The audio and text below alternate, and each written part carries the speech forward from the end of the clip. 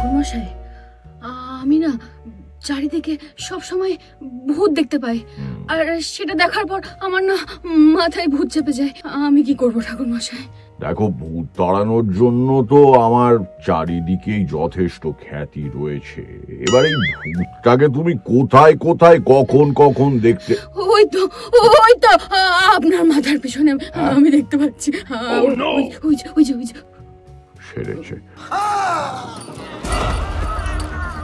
ডান দিকে আছে না বাঁ দিকে আছে বলো তো? একবার ডান দিকে, একবার বাঁ দিকে। ও বাবা, দাঁড়াও, অরিজিনাল ঠাকুর মশাইয়ের মন্ত্রটা জপ করি। ডান বাম কুপো কাত ভূত তাড়াবে তারানাথ, ডান বাম কুপো কাত ভূত তাড়াবে তারানাথ, ডান বাম কুপো কাত